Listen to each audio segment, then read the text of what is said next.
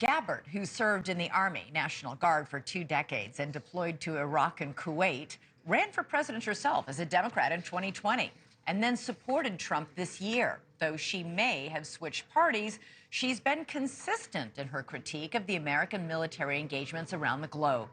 Her nomination is raising eyebrows among the Washington establishment, who have pounced on controversial statements she has made, such as this 2022 statement in which she described U.S.-supported biological research labs in Ukraine.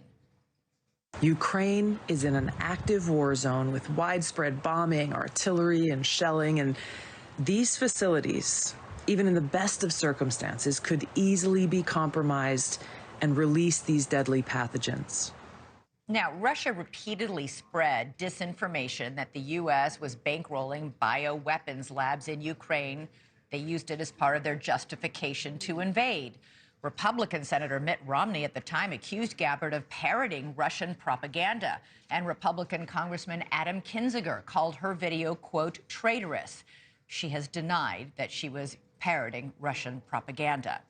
Then there's Syria. Gabbard has previously expressed doubt that Syrian strongman Bashar Assad gassed his own people, something U.S. intelligence, the United Nations, and other intelligence agencies have all said he did. She even went to visit Assad in 2017, a visit that drew outrage again among her colleagues. She has also said Syria is not America's enemy. Like many of Trump's cabinet picks and Trump's own vice president, Gabbard was once critical of President-elect Trump during her 2020 presidential campaign. Trump disgraces our military by using our men and women in uniform as mercenaries, serving the interests of multinational corporations like ExxonMobil and foreign countries like Saudi Arabia. Clearly, hearts have mended since then, in no small part because Trump and Gabbard share a common distrust of the intelligence establishment she's been tapped to lead, as she told NewsNation's Chris Cuomo earlier this week. It's not loyalists. It's people who are committed to the Constitution, who support our democratic republic, and the mandate that President Trump has been given by the American people in this election through the popular vote and the electoral vote to reject the neocon warmongers and actually work towards bringing about peace. Now, critics are highlighting Gabbard's lack of experience in the intelligence field, but maybe that's the point.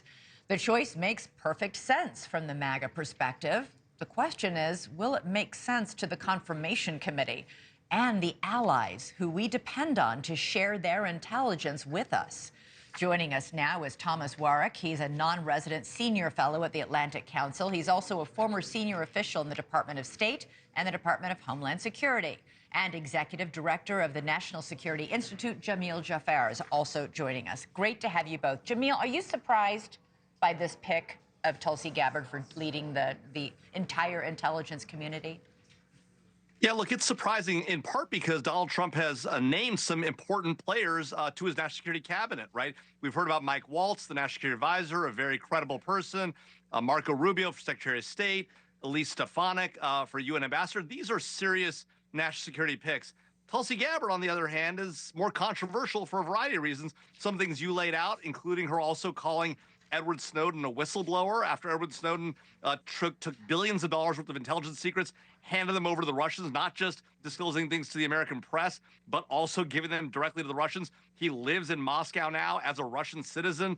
This is somebody that Tulsi Gabbard has defended. She's going to go quarterback the intelligence community. It seems hard to imagine how somebody gets nominated, much less confirmed by the U.S. Senate. Yeah, Jamil, just to put a point on that, she's defended not just Edward Snowden, but Julian Assange. She's going to be in charge of the intelligence agencies. Both of these men leaked classified intelligence gathered by these agencies, and and as you said, one of them is now living in Russia as a Russian citizen.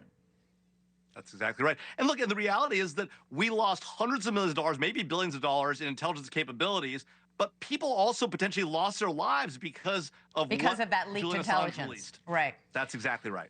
Thomas, you know who is cheering for Tulsi Gabbard's nomination right now? Russian television. They actually call her, quote, our girl Tulsi. Shouldn't that worry people? Yes, in a word. there are a number of things that people ought to be concerned about. I worked for a Secretary of State once who said, only believe half the intelligence you read, and the trick is which half. Yeah. This really does take experience, knowing what you should or should not believe. And this is actually one of the greatest vulnerabilities, putting somebody with inexperience into this position. There are a lot of people who are very loyal to Donald Trump who really do understand intelligence and really could have given him a lot better advice in guiding our country through all the security threats we now face. Thanks so much for watching. Go to joinnn.com to find NewsNation on your television provider. And don't forget to click the red subscribe button below to get more of NewsNation's fact-driven, unbiased coverage.